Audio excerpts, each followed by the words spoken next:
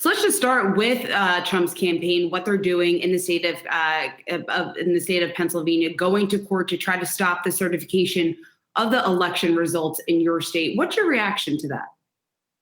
My reaction is that, Donald Trump is the only one who doesn't understand what the rest of the world understands. Joe Biden is the president-elect and will be sworn in as president on January 20th.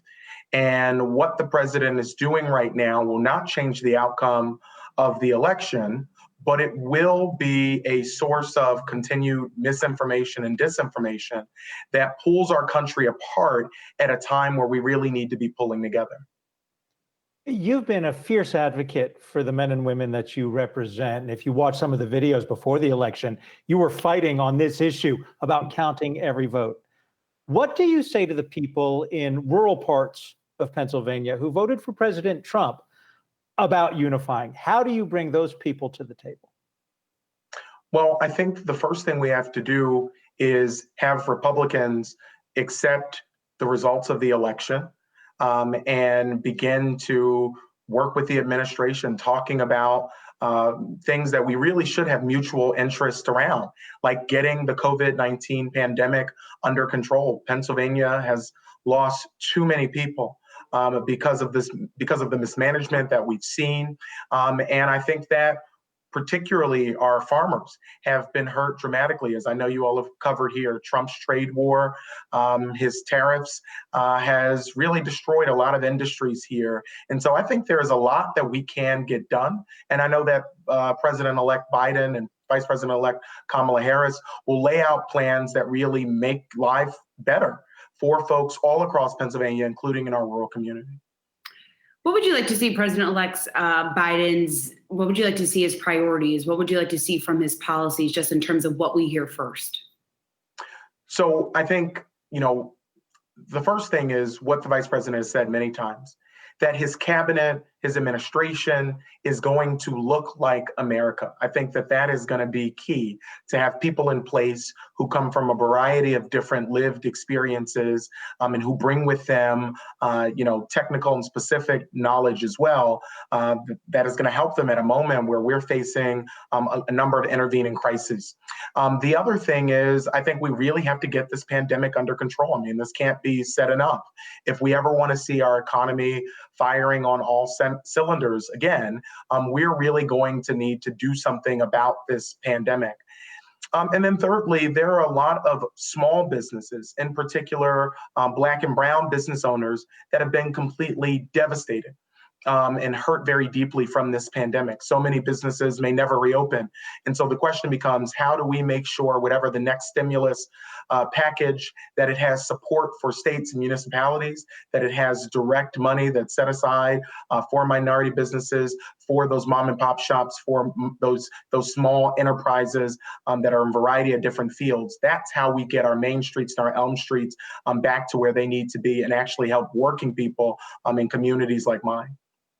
We hear a lot out of Washington about what people say behind closed doors. What are Republicans that you work with at the state level saying about, one, the attack on the Pennsylvania political process, but also what you just brought up, the stimulus that not only Pennsylvania needs, but that so many places need to get small businesses back up and running?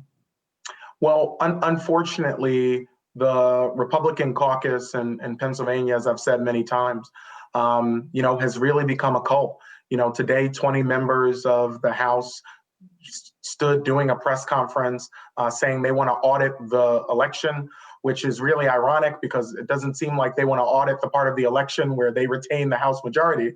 They trust those results, but they don't trust the results in elections that they lose. So unfortunately, they are parroting a lot of the same misinformation, disinformation, and really lunacy that we're seeing out of the president. That's unfortunate.